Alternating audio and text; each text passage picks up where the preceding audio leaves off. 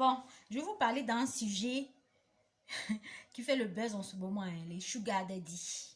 Mais bon, je vais pas être long, je vais essayer de parler vite fait. En fait, dans ma vidéo là, je vais répondre à 3 personnes. Je vais répondre à une blogueuse là qui s'est fait appeler l'impacteuse. Je vais répondre à Domi la perle et je vais répondre à Sisport 95. Alors, on a vu aujourd'hui, il y a eu un débat entre Emmanuel Keïta et Suspect 95 concernant les sugar daddy. Et j'ai vu certaines personnes, beaucoup d'internautes se sont intéressés à ça. Chacun est venu faire un peu son commentaire, donner son avis. Je commence par l'impacteuse. J'ai vu une vidéo d'elle, après avoir regardé ça, qui est venue, qui a tenu des propos, je dirais, mais vraiment mal placés, et je dirais même un peu violents, envers la jeunesse africaine. Comme quoi elle prend la jeunesse africaine en pitié. Voilà, ils sont là, ils n'ont rien dans la tête. Il n'y a que des débats comme ça qui les intéressent. Au lieu de chercher à s'intéresser aux débats, comme des trucs importants, comment on fait pour faire avancer la jeunesse. Mais tanti, excuse-moi, hein, je veux juste te dire que oui, quand on veut s'adresser à la... Ce que tu dis là, c'est pas faux, c'est vrai. Mais moi, j'ai pour habitude de dire qu'on a tendance à se mêler des trucs qui sont inutiles, des débats inutiles. Mais tanti, quand tu veux t'adresser à la jeunesse là, quand tu as un certain âge là, il faut savoir parler. Voilà. Il faut savoir employer les thèmes qu'il faut pour ne pas blesser. Parce que c'est facile de venir dire, oui, vous me faites pitié. Mais c'est vrai, la jeunesse te fait pitié aujourd'hui parce que tu trouves que, voilà, ils ne doivent pas s'intéresser à ce qu'il faut pour pouvoir avancer. Mais toi, depuis ton Canada là, tu fais quoi pour faire avancer la jeunesse? Tu as entrepris quoi dans ton pays là-bas, en Côte d'Ivoire, pour faire avancer la jeunesse de ton pays? Tu as posé quel acte que tu as mis sur les réseaux sociaux que nous on a vu? En tout cas, moi, je n'ai pas encore vu. Tu as posé quel acte pour aider la jeunesse? C'est facile de venir prendre les gens en pitié. Non, avant de dire que quelqu'un te fait pitié là, parce qu'il te fait pitié, mais tu fais quoi pour l'aider? Rien. Il ne faut pas employer des thèmes sévères pour les employer, non. Quand on emploie des thèmes là, c'est parce que derrière, on a agi. Mais quand on n'a pas agi là, et puis on veut s'exprimer, qu'on se dit qu'on a un certain âge, on a un certain âge et qu'on veut s'exprimer, ou bien, je sais pas, un minimum de sagesse qu'on veut s'exprimer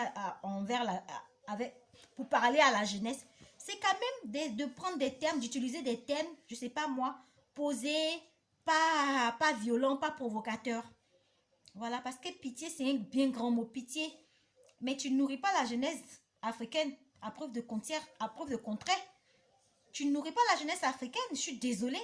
Donc tu ne peux pas venir dire que tu prends la jeunesse africaine en pitié. Et vous me faites pitié.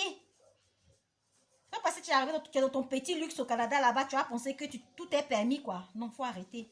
Voilà, je t'aime bien. Tu fais certaines vidéos, tu donnes des conseils. Je regarde tes vidéos, certains me plaisent, d'autres non. Voilà, comme toutes les vidéos sur les réseaux sociaux. Donc c'était ça. Quand tu veux t'adresser à la jeunesse et que tu es vieille, tu prends les mots qu'il faut. Voilà. Pitié, c'est un bien grand mot. Voilà. C'était pour l'impacteuse. Maintenant, je vais répondre à Domi l'appel. Domi l'appel, tu as fait une vidéo pour parler des sugar daddy. Comme quoi tu dis, oui, les sugar daddy, faut pas tout le monde va voir, c'est pas forcément tous des prostituées. Les sugar daddy, il y a certaines qui font le choix de prendre des sugar daddy parce qu'en fait, elles veulent se mettre en couple, avec ces personnes-là. Elles veulent mener une vie avec ces personnes-là. Que les prostituées, c'est celles qui décident d'avoir un sugar daddy, de prendre de l'argent.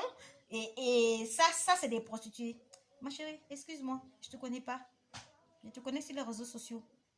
Je regarde certaines de tes vidéos. D'autres non. Mais je dis, oh, tu n'as pas compris la signification du mot sugar daddy.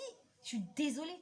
Quand on dit sugar daddy là, sugar daddy, ce sont des hommes riches qui couchent avec des filles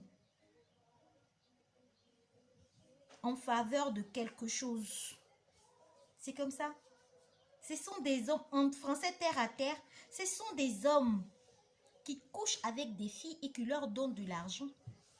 Mais qui couchent avec des filles que moi je vais appeler des prostituées de luxe. D'accord?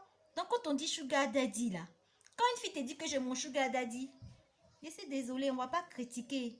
Chacun a sa vie. Si elle a décidé d'avoir son sugar daddy, qu'elle fait sa prostitution, ça c'est son problème. Parce que prostitution, c'est un métier. Et je peux même te dire que c'est le plus vieux métier du monde. En Europe, ici, là, prostituée paye impôt. Donc, venons pas mélanger les choses. Hein. Sugar daddy couple. Tu as vu combien de sugar daddy qui ont marié des filles? Combien? Il y a combien de sugar daddy qui sont mariés, qui ont marié des filles?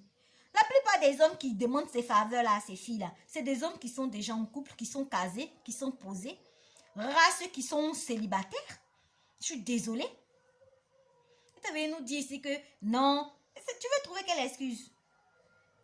Un sugar daddy, il couche avec une prostituée de luxe. Il couche avec une fille qui a un certain standing. Je ne vais pas dire des noms, mais vous savez de quoi je parle. Voilà. Parce que ce n'est pas une fille qui est dans son bac à ou bien en bas des maniocs. Celle-là, maintenant, sugar daddy ne peut pas lui dire bonjour, même pour dire qu'il va lui donner 1 million ou bien 5 millions. Ce n'est pas possible. Donc, sugar daddy, prostituée de luxe. Ok? Maintenant, toi, suspect 95 dans ton débat à 2 balles que tu as fait avec Emmanuel Keïta parce que votre débat était nul à chier. Ça, déjà, je vous le dis. Quand tu ouvres ta bouche et que tu dis comme ça que normalement, une personne qui acquiert un bien, qui n'a pas eu ça de manière, qui n'a pas fourni ses propres efforts, ou bien qui n'a pas eu ça, je ne sais pas comment tu l'as exprimé là, il n'a pas eu ça à la sueur de son front. Donc, il va avoir des remords tout le temps dans sa vie, il ne sera pas bien, il va se dire que voilà, un bien mal acquis. Mais attends, mais qu'est-ce que tu racontes? Tu peux avoir des remords si tu allais brouter, si tu allais voler des gens pour avoir ton bien. Ça, c'est clair que tu auras des remords toute la vie. Si tu allais marabouter, tu allais faire du mal. Mais je ne peux pas comprendre que une personne, une fille qui s'est levée, elle a eu son sugar daddy.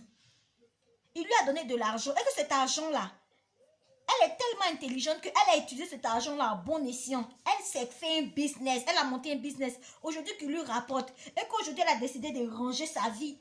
Elle a un homme, elle a un homme dans sa vie, des enfants. Elle a fondé sa famille. Pardon, je veux de quel remords tu parles? Tu veux qu'elle ait quel remords? Donc arrête, c'est n'importe quoi.